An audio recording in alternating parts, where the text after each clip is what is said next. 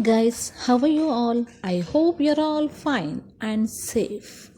Welcome to the social science offline class of grade 8. Dear students, in today's class, let's learn Political Science Chapter 3 Human Rights. Dear students, in the previous session, we learned about the meaning and development of human rights. In today's class, let's learn about human rights and the Indian Constitution. The Declaration of Human Rights by the UNO is discussed with the preamble and fundamental rights part of the Constitution. In preamble, equality, fraternity, and freedom are discussed. This is discussed in the part 3 of the Constitution from Articles 12 to 35 under fundamental rights. There were 7 fundamental rights in the original Constitution. Later, by the 44th Amendment of the Constitution, in the year 1978, the right to property was taken out of the fundamental rights and included under Article 300A as the constitutional rights. Hence, there are 6 fundamental rights now. Difference between fundamental rights and human rights.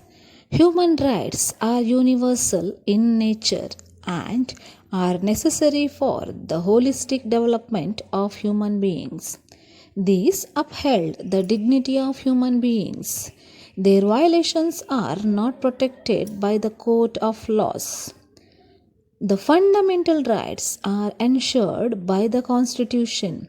Their violations are addressed by the Supreme Court and High Courts.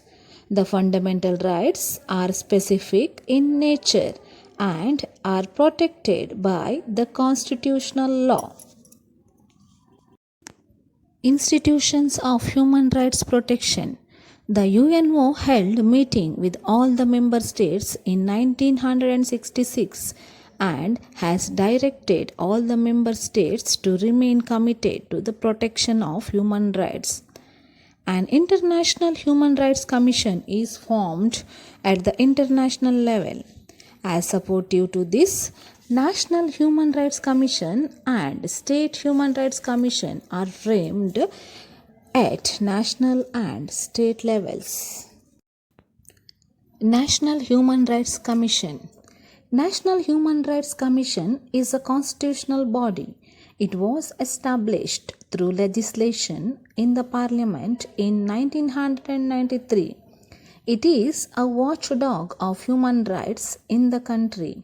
It is a multi-member body. It has a chairman and 4 members. State Human Rights Commission. As per the Human Rights Law 1993, the State Human Rights Commissions are established at state levels. National Commission for Scheduled Caste. The National Commission for Scheduled Caste has 1 chairman and 1 vice chairman and 3 members. They are appointed by the President of India. National Commission for Scheduled Tribes. This institution came into existence as per the 89th Amendment to the Constitution in the year 2003. National Commission for Backward Classes. This commission was founded in 1993. It has 1 chairman and 4 members. The commission protects the rights of backward classes. National Commission for Women. In order to protect the rights of the women, the National Commission for Women was formed under the law in 1990. National Commission for Minorities.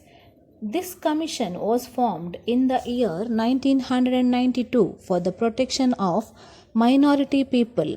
6 religious communities have been identified as minorities. They are Muslims, Christians, Sikhs, Buddhists, Parsis, and Jain.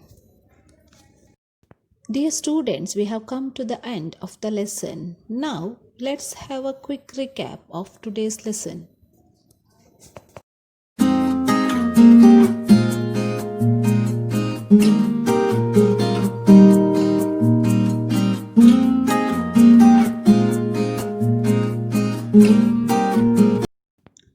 Dear students, now it's homework time. Pause your video and write down the homework.